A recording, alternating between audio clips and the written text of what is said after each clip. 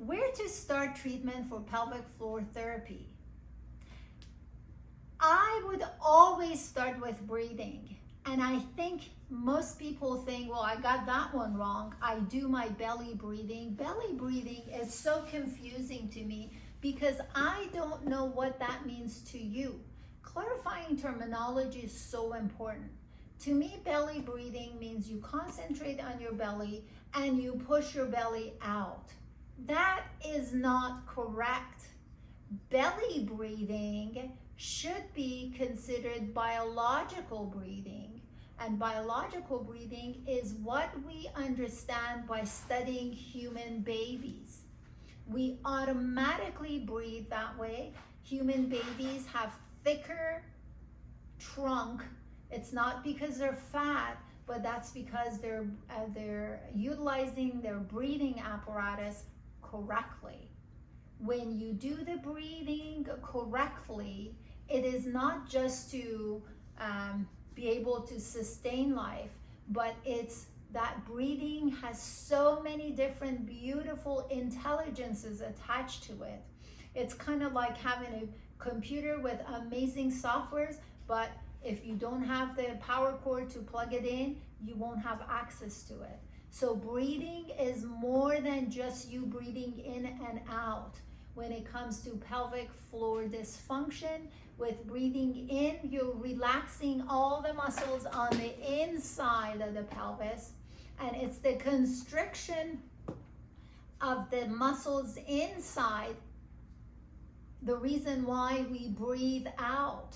So breathing correctly and biologically will condition the muscles, not just the floor, but everything on the inside.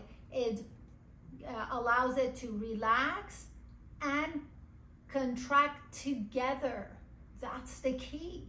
So when we have pelvic floor dysfunction and you're told you have weak pelvic floor or tight pelvic floor, you can't have just tight pelvic floor because tightness over time becomes weakness. When you have weakness, something else is tight that is deconditioning those muscles. If a muscle does not get a chance to practice, it becomes weak. So for us to practice breathing is to initiate the correct treatment for pelvic floor dysfunction. It doesn't stop with breathing, but it should not get skipped or barely looked at. It shouldn't be placing your hand here, pushing your hand out. If anything, you have a circumferential expansion of your trunk. That means more than the front. The front, back, and the sides, they all expand in the process of breathing in, and the same muscles elongate in the process of breathing out.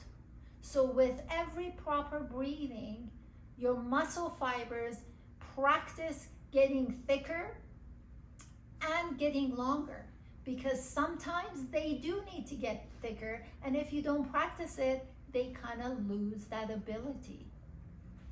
Pelvic floor treatment starts with biological breathing, and in my opinion, it should be followed by what we all have done as babies. How is it that every baby, you and I, our parents, and if you have any children and generations to come, we all go from helpless infants to running toddlers without any gyms, bands, weights, no training, no coaching. That's because we're hardwired to do it that way. So if we have a problem that has to do with instability, pelvic floor dysfunction is instability of the pelvis, then it only makes sense to follow the manual, and the manual is what we learn by studying human babies. That's what pelvic floor treatment should be like, in my opinion, and this is how I treat pelvic floor dysfunction. If you have pelvic floor dysfunction, you're not getting the result you want, or you suspect you have it, but you're not 100% sure, contact my office. Let's connect. and let's talk. Let's see if we can help you. Until next time, take care.